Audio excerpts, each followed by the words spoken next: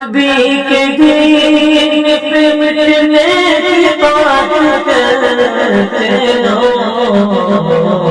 حسین جیسا چلے جاتا۔ الحمد للہ رب العالمین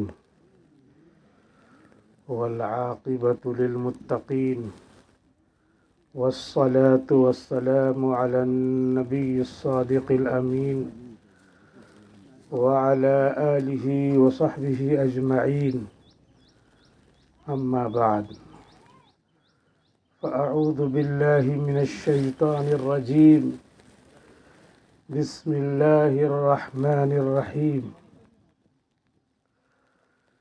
انا اعطیناک الکوثر فصل لربک وانحر ان شانئک هو الابتر۔ وقال تعالى لن ينال الله لحومها ولا دماؤها ولكن يناله التقوى منكم۔ وقال الله تعالى في موطن آخر وفديناه بذبح عظيم وتركنا عليه في الآخرين سلام على إبراهيم إنا كذلك نجزي المحسنين۔ صدق الله العظيم۔ وقال النبي صلى الله عليه وسلم سمنوا ضحاياكم فإنها على الصراط مطاياكم۔ وقال النبي صلى الله عليه وسلم سئل رسول الله صلى الله عليه وسلم ما هي الأضاحي يا رسول الله؟ قال سنة أبيكم إبراهيم عليه السلام۔ صدق الله وصدق رسولنا نبينا محمد صلوات الله وسلامه وعلى آله وصحبه أجمعين۔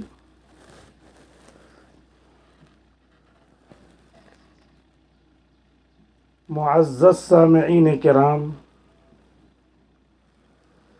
بزرگان محترم، عزیزان گرامی قدر، دوستو، بھائیوں اور پیارے بچوں، اللہ رب العزت کا ہزارہ ہزار احسان ہے، فضل ہے، کرم ہے کہ اس نے آج ہمیں عید الاضحیٰ کے موقع پر ہمارے جد امجد سیدنا ابراہیم علیہ السلام کی سنت حضرت محمد رسول اللہ صلی اللہ علیہ وسلم کی زندگی کا طریقہ، سارے صحابہ کرام، تابعین، تبع تابعین، فقہائے عظام، ائمہ کرام، اولیاء کرام، بزرگان دین اور امت مسلمہ کے عمل کیے ہوئے اس طریقے کو عید الاضحیٰ کے موقع پر زندہ کرنے کا موقع عنایت فرمایا،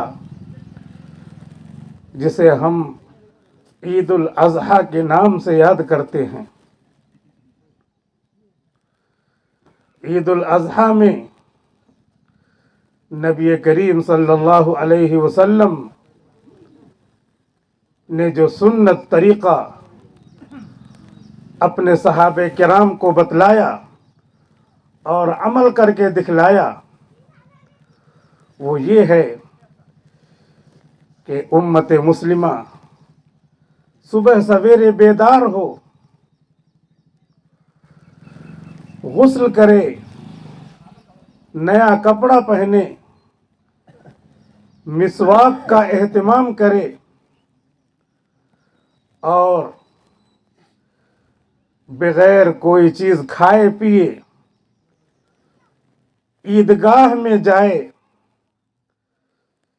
دو گانا ادا کرے، دو گانا ادا کرنے کے بعد اپنے اپنے مال کی جانور کی شکل میں اللہ کے بارگاہ میں قربانی پیش کرے اور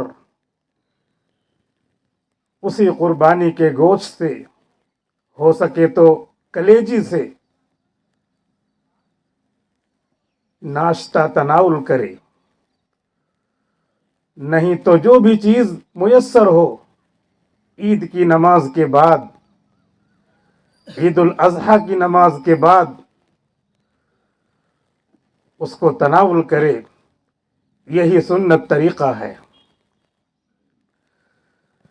3 دن آج سے 10، 11، 12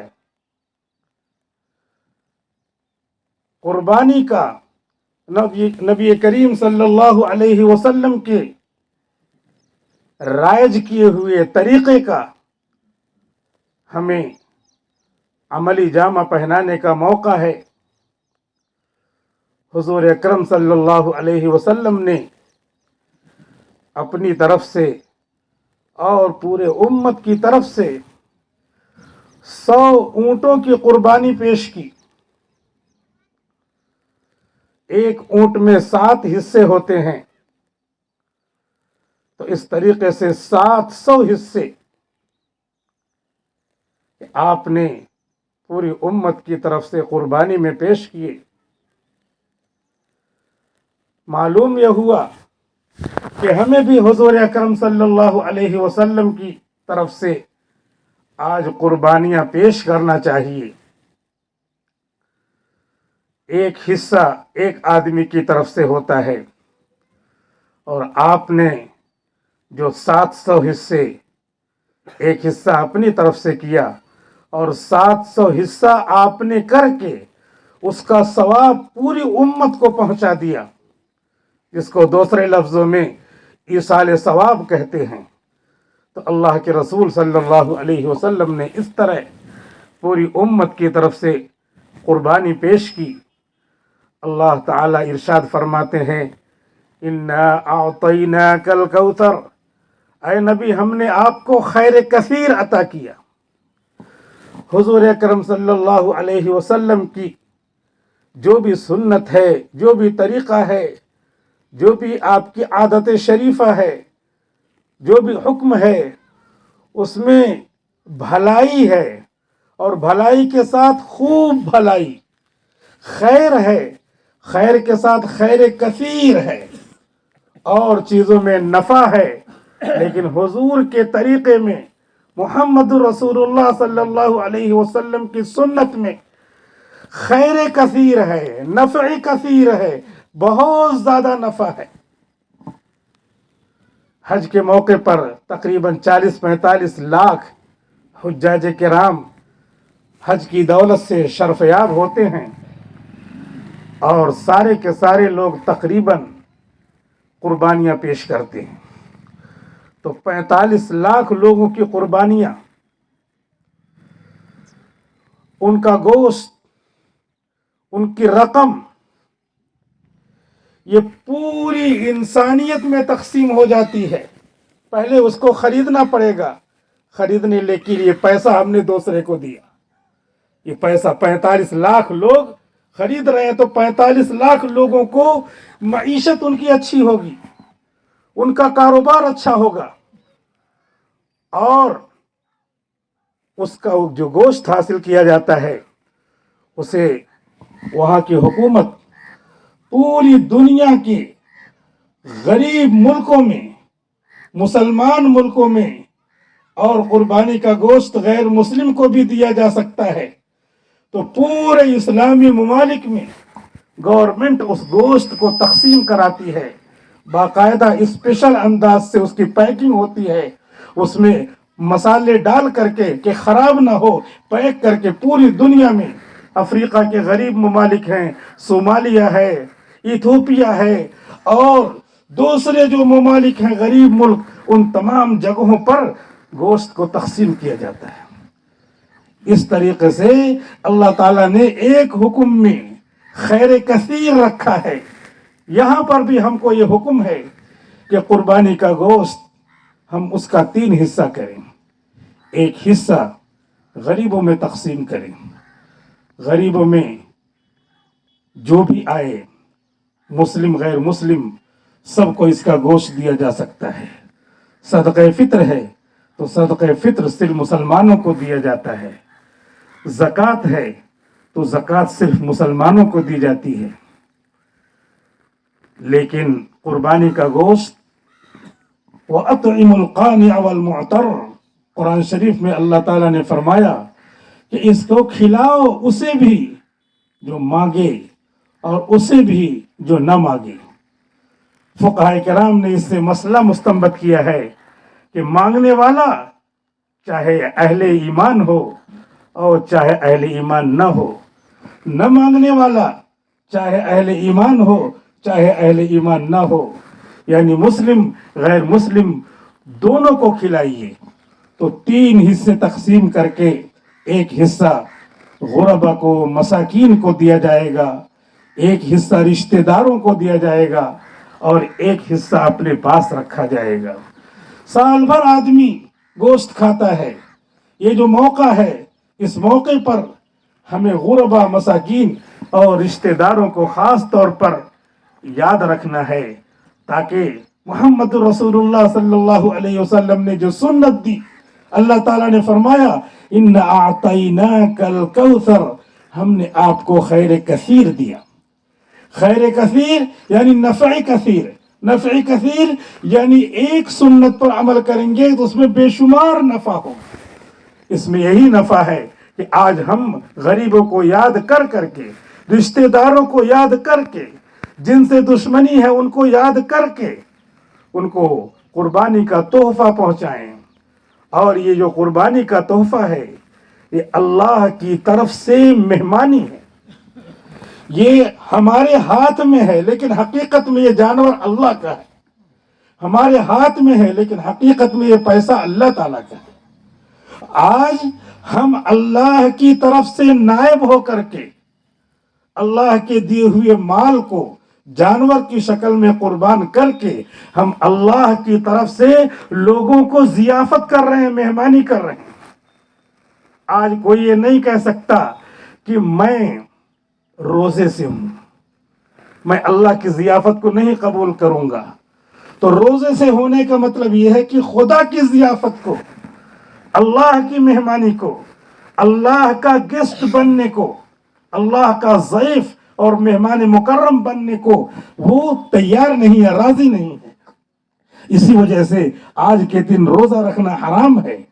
یہ تم کو اللہ نے پیدا کیا اور اللہ کی طرف سے آج مہمانی ہے، میزبانی ہے، اور تم نے روزہ رکھا ہے، اور دوسرے دنوں میں روزہ رکھنا، آج کے دن روزہ رکھنا حرام ہے۔ خدا کی ضیافت کو قبول کرو۔ تو خدا کی طرف سے ہم نائب ہیں آج، اور ہم خدا کی طرف سے جانور جو اللہ نے بنایا اور اللہ ہی نے حکم دیا کہ بکرا بکری، بھیڑ بھیڑی، دمبا دمبی، گائے بیل بھینس حکومت کی طرف سے کسی وجہ سے منع ہو تو اس کو ہم اوائڈ کرتے ہیں۔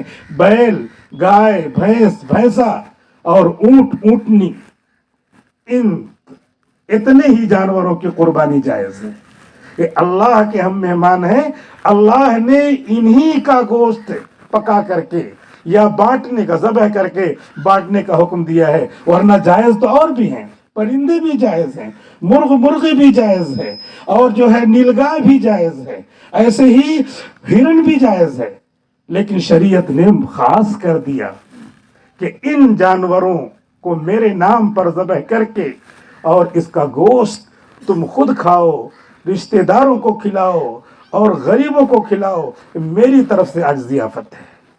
10 تاریخ کو، 11 تاریخ کو، 12 تاریخ کو، رات میں، دن میں، جب چاہو میرا مہمان ہے۔ آج اللہ کا بندہ اہل ایمان میرا مہمان ہے، رات میں ذبح کر کے کھلاؤ۔ رات میں بھی ذبح کر سکتے ہیں، صرف اجالا کرنا، روشنی کر کے، تاکہ اس کی رگیں کٹ جائیں۔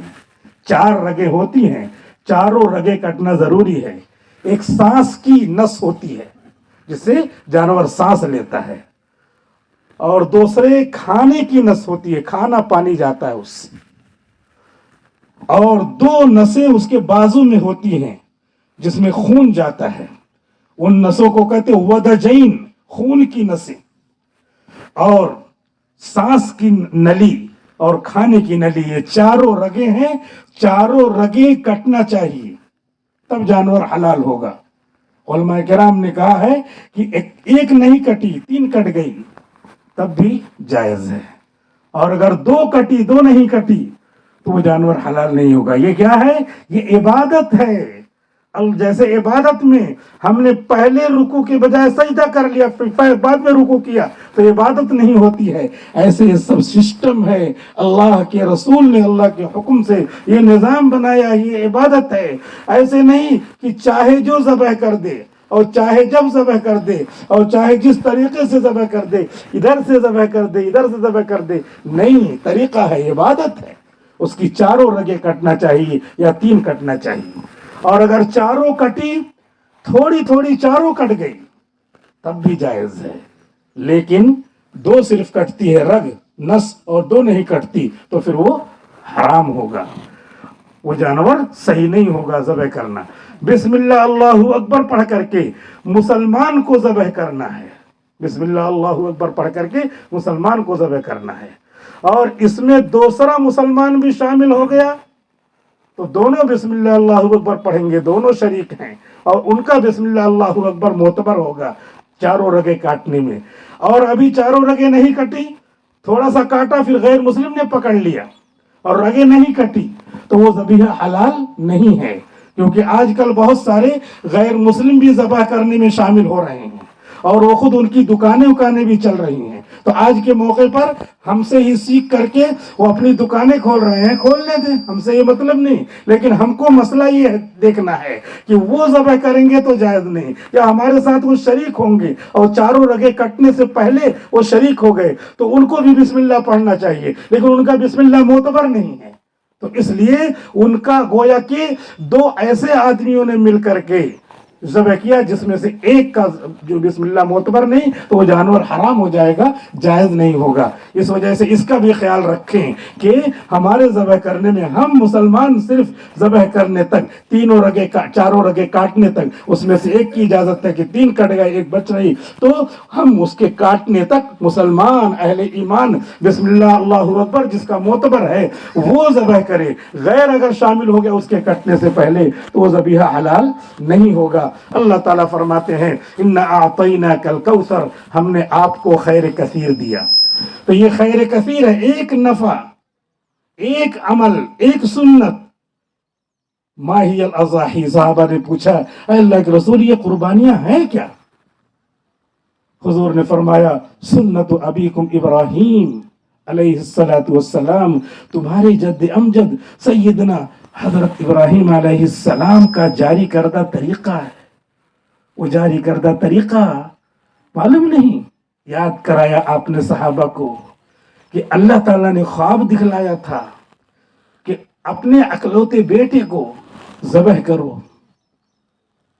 تیار ہو گئے، ہماری طرح نہیں کہ سوچ رہے ہیں کہ یہ تو شیطانی خواب ہوگا، ایک تو نبی ہیں، نبی کو جو خواب آئے گا اور رحمانی خواب آئے گا، تیار ہو گئے بیٹے کو ذبح کرنے کے لیے، وہ بھی بڑھاپے میں جن کو اللہ نے دیا تھا، 120 سال کی عمر، مفسرین لکھتے ہیں اس بڑھاپے کی عمر میں اولاد اس کو ذبح کرنے کا حکم۔ فلما بلغ معه السعي، جب وہ چلنے پھرنے کی عمر کو پہنچے تب اللہ کا حکم یہ آیا انی ارا فی المنام انی اذبحک، اے میرے بیٹے اللہ تعالیٰ نے خواب دکھلایا ہے، میں تم سے ذکر کرتا ہوں کہ میں نے خواب میں تم کو ذبح کرتے ہوئے دیکھا ہے۔ تو نبی کا خواب وحی ہوتا ہے، کیا کرنا چاہیے؟ بیٹا بھی نبی کے خون سے پیدا ہوا، جن کو حکم تھا یا ایھا الرسل کلوا من الطیبات، اے رسولو پاکیزہ کھاؤ، حلال کھاؤ۔ تو رسولوں کو جس چیز کا حکم ہے، رسولوں کی پیروی کرنے والے ہم امتی ہیں، امتیوں کو بدرجہ اولا اس کا حکم ہوگا۔ اس لیے ایک لقمہ کھائیں، حلال کھائیں۔ آدمی 10 لقمے رکھتا ہے اور اس میں سے ایک لقمہ حلال ہے اور 9 حرام ہے۔ حلال لقمے کو ترجیح دے۔ آدمی کے پاس حرام مال رکھا ہوا ہے، کیا کرتا ہے؟ پہلے حرام مال کھا لیتا، حلال رکھا رہتا، حالانکہ حلال اس کے پاس ہے، جانتا بھی ہے کہ وہ شک ہے، مشکوک مال ہے۔ یہ ایسے ہی جیسے ایک مولانا صاحب مثال دے رہے تھے کہ آدمی کھانا کھا رہا ہے، پھولی پھولی تازہ تازہ روٹی ہے، اس کو کھانے کے بجائے باسی کھا رہا ہے۔ 1 روٹی کھایا، 2 روٹی کھایا، 3 روٹی کھایا، پیٹ بھر گیا۔ اب تازہ روٹی تازہ کھاتے اللہ کے بندے، 3 روٹی میں پیٹ بھر جاتا، اب یہ بھی باسی ہو جائے گی اور کھانے کا موقع نہیں ملے گا۔ یہی حال ہم مسلمانوں کا ہے کہ یہ حلال مال بھی رہتا ہے، اور امام ابو حنیفہ رحمۃ اللہ علیہ نے فرمایا ہے کہ مسلمان سے بدگمان نہیں ہونا چاہیے۔ اگر وہ دعوت دے اور اس کے پاس حلال مال بھی ہے، حرام مال بھی ہے، تو اس کی دعوت پہ جانا ہی پڑے تو یہ خیال کرنا چاہیے کہ حلال مال سے دعوت دیا ہوگا۔ یہ امام ابو حنیفہ رحمۃ اللہ علیہ نے، جن کے ماننے والے ہم ہیں، حنفی کہلاتے ہیں، انہوں نے فرمایا اس لیے بدگمان نہیں ہونا چاہیے۔ تو آدمی کے پاس اگر حرام مال ہے اس کو کنارے رکھے، حلال مال ہے اس سے کھائے، اور حرام مال سے توبہ کرتا رہے، اللہ میرے استعمال میں یہ نہ آئے، کوئی ٹھکانا لگا دے، میرے روزگار کو اچھا بدل دے، اس سے میں نفرت کروں، اس سے دوری بنا دے۔ تو اب وہ ہم کیا کرتے ہیں؟ ہم حرام مال، حلال مال بھی رکھا ہوا ہے، حرام کو استعمال کرتے ہیں، پیٹ بھر گیا، حلال رکھا ہوا ہے، پھر استعمال کرتے ہیں، سوچتے ہیں کہ اس کو بعد کا موقع ہی نہیں آیا، وارثین نے اس کو استعمال کیا اور ہم حرام مال کھاتے کھاتے اس دنیا سے چلے گئے۔ تو یہ عقل مندی نہیں ہے، یہ اسی طرح ہے جیسے تازہ تازہ روٹی تیار ہے، 1 کھایا، 2 کھایا، 3 کھایا، پیٹ بھر جاتا حلال مال سے، تازہ روٹی سے، لیکن ہم نے باسی روٹی ترجیح دیا، اس کو کھا رہے اس کو بعد میں کھائیں گے، اس کو کھایا، پھر کھایا، اس کے بعد اسی میں پیٹ بھر گیا اور تازہ روٹی رکھی رہ گئی، وہ بھی باسی ہو گئی۔ تو ایسے ہی ہمارا حال ہے، تو ایسا نہیں ہونا چاہیے۔ حضرت ابراہیم علیہ السلام کے خون سے پیدا ہوئے تھے اسماعیل علیہ السلام، جن کو حکم ہے انبیاء کو کہ پاکیزہ روزی کھاؤ، تو پاکیزہ روزی کھانے والے سب سے اول درجے کے انبیاء کرام ہوں گے۔ ان سے پیدا ہونے والا بیٹا کہا یا ابت افعل ما تؤمر ستجدنی انشاء اللہ من الصابرین۔ اے ابا جان، آپ نے جو خواب دیکھا ہے، نبی کا خواب تو وحی ہوتا ہے، آپ اسے کر گزریے، میرا خیال نہ کیجئے۔ میں بھلے سے 120 سال کی عمر میں پیدا ہوا ہوں، آپ کی عمر 120 سال کی ہو گئی ہے، میرا خیال نہ کیجئے۔ ستجدنی انشاء اللہ من الصابرین، آپ یقیناً مجھے صبر کرنے والا پائیں گے۔ ابراہیم علیہ السلام لے کر کے اپنے فرزند کو مینا میں پہنچے، ہاتھ پیر باندھ دیا، لٹا دیا، وَتَلَّهُ لِلْجَبِينِ، ابراہیم علیہ السلام نے کروٹ کے بل لٹایا، اس کے بعد چھر پھیر دی۔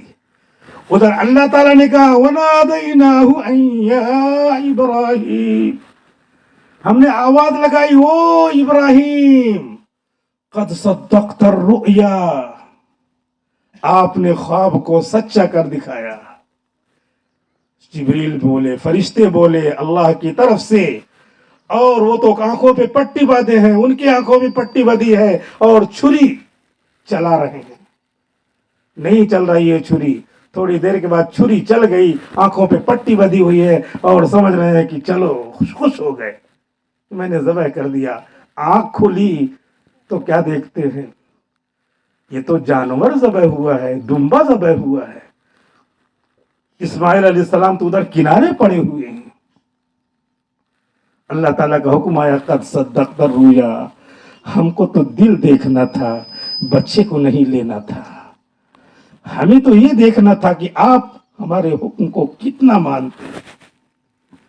بس اب آج سے بیٹے کے بجائے دمبے کی قربانی ہوا کرے گی.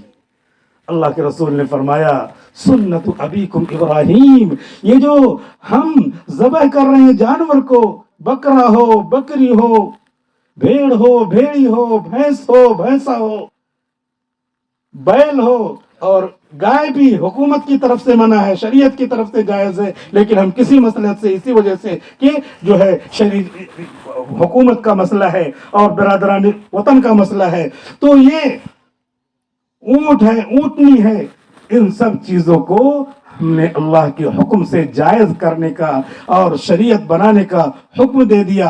اب ان کو کرو گے تو سنت ابیکم ابراہیم، ابراہیم علیہ السلام کی سنت ادا ہوگی کہ جنت سے دمبا آیا تھا، ہم اپنا جانور، دنیا کا جانور قربان کریں گے، جنت جیسے دمبے کے قربان کرنے کا ثواب ملے گا. محدثین لکھتے ہیں سنت ابیکم ابراہیم کا مطلب یہی ہوا کہ تمہارے جد امجد حضرت ابراہیم علیہ السلام کی سنت ہے کہ انہوں نے دمبا ذبح کیا، اور جنت والا دمبا، اور یہاں جو ہے ہم ذبح کریں گے دنیا والا دمبا، دنیا والا بکرا بکری، ہم کو ثواب اسی دمبے کے برابر ملے گا، کیونکہ سنت ابیکم ابراہیم. یہاں سنت کے معنی آتے ہیں طریقہ. کوئی یہ نہ سوچے کہ قربانی سنت ہے، بلکہ قربانی واجب ہے، اور واجب کا درجہ فرض کے برابر ہوتا ہے، لہذا اس کو چھوڑنے کا گناہ اسی طرح ہوگا جیسے فرض کے چھوڑنے کا گناہ ہوتا ہے، اور ثواب اسی طرح ہوگا جیسے فرض کا ثواب ہوتا ہے.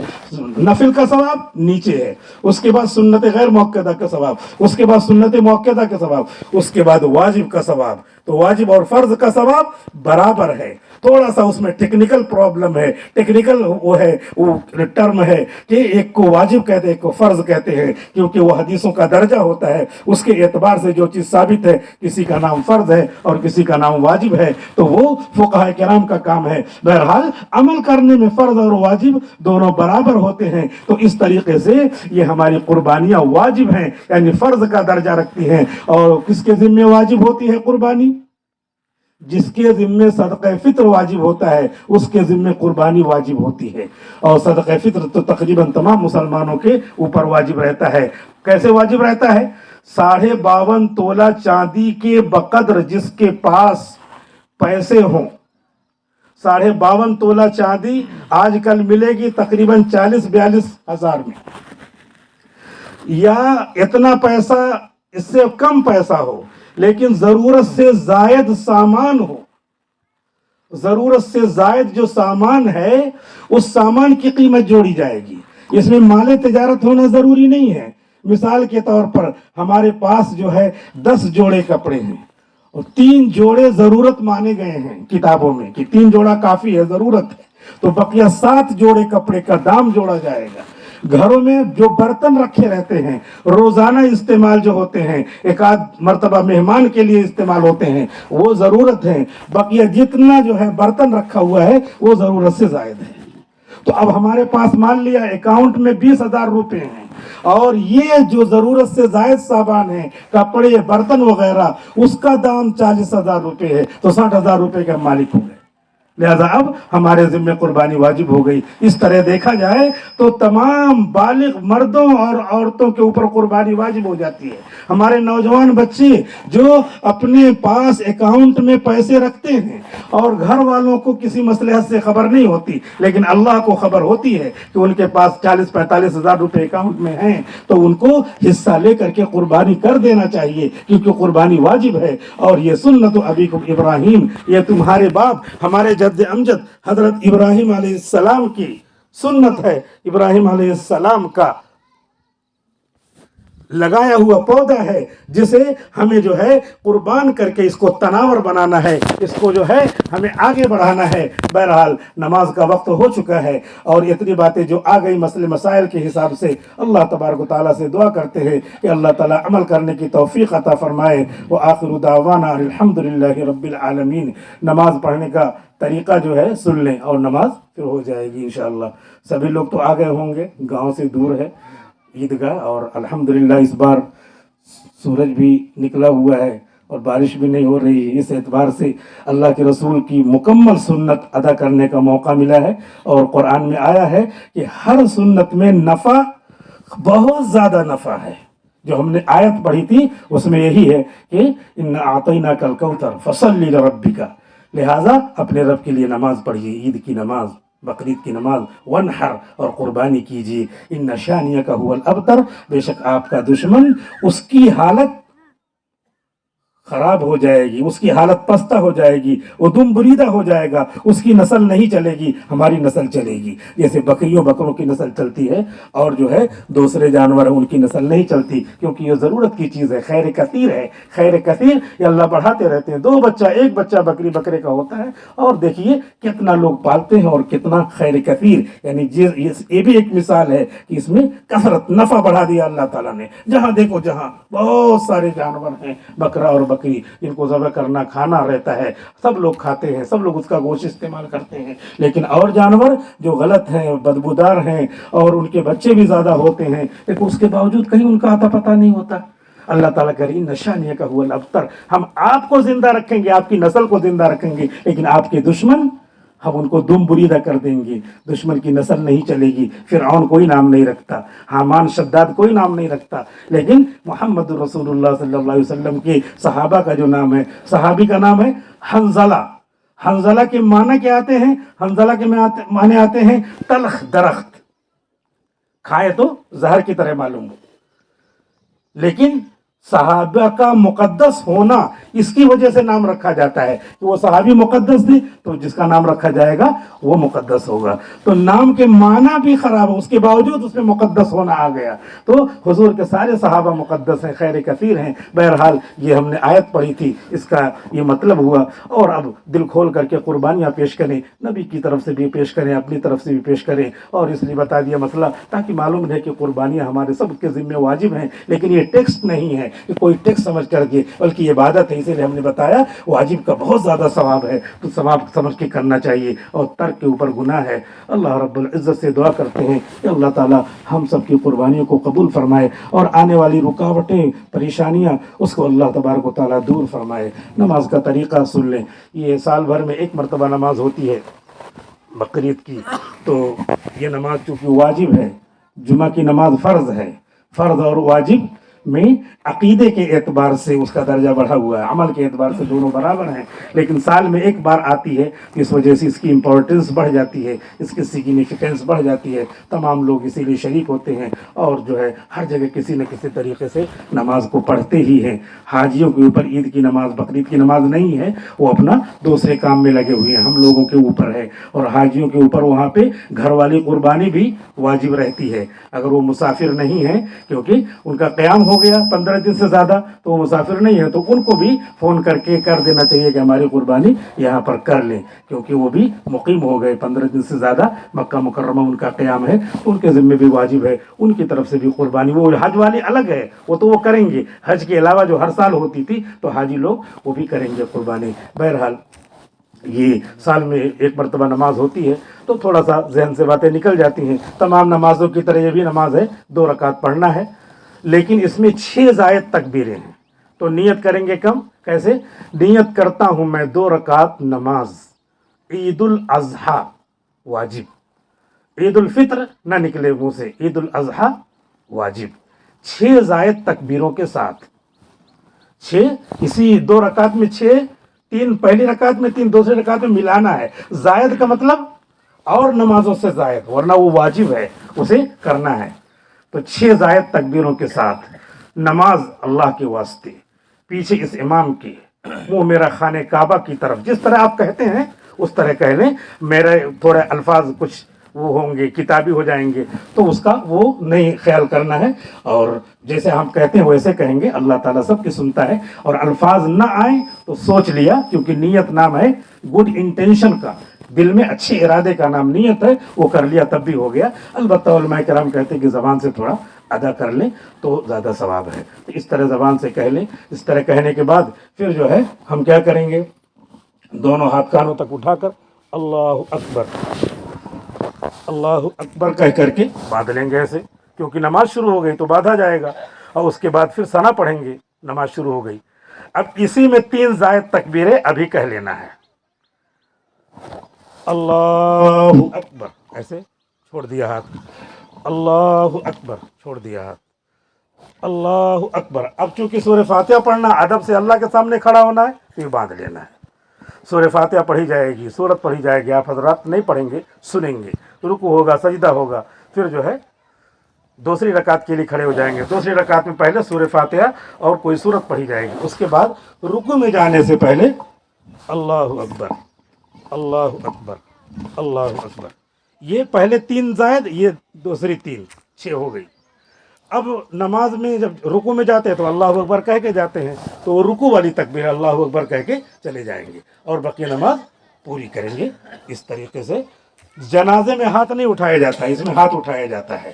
اس دن جو جنازہ یہاں پر ہوا تو کچھ لوگ ہاتھ اٹھا رہے تھے، کیونکہ میں جو ایسے نماز پڑھ رہا تھا تو ادھر اشارۃ النص ادھر ادھر بھی تھوڑا دکھ جاتا ہے، تو دیکھا کچھ لوگ ہاتھ اٹھا رہے ہیں، تو میں نے سوچا میری غلطی ہے، تھوڑا سا بتا دینا چاہیے تھا کہ ہاتھ نہیں اٹھانا چاہیے. چلو خیر، بہرحال ہاتھ اٹھا بھی لیا تب بھی تکبیر ہو گئی تو وہ مان لی جائے گی. اس کے بعد خطبہ ہوگا، خطبے کے بعد دعا ہوگی. ایک مسئلہ اور یاد رکھیں کہ بہت ساری جگہوں پہ نماز کے بعد دعا ہوتی ہے، دعا کرتے ہیں، اس کے بعد خطبہ پڑھ کے چلے گئے، اور بہت ساری جگہوں پہ خطبہ ہو جاتا ہے، اس کے بعد دعا ہوتی ہے. دونوں جائز ہے، کہیں پہ جھگڑا لڑائی خلفشار کرنے کی ضرورت نہیں ہے، دونوں جائز ہے. بہتر یہ ہے کہ خطبے کے بعد دعا ہو، کیونکہ خطبہ سننا واجب ہے. اگر پہلے دعا ہو جاتی ہے تو بہت سارے لوگ اٹھ کے چلے جاتے ہیں. تو ایک تو قربانی واجب ہے، خطبہ بھی واجب ہے. تو ایک تو قربانی کرنے کے لیے 10,000 20,000 خرچ کر رہے ہیں، ادھر واجب کے لیے چھوڑ کے چلے جا رہے ہیں. تو اس لیے بہتر ہے ہم جو ہے خطبے کے بعد انشاءاللہ دعا کریں گے، لیکن دونوں ہے جائز. اللہ تعالیٰ سب کی نماز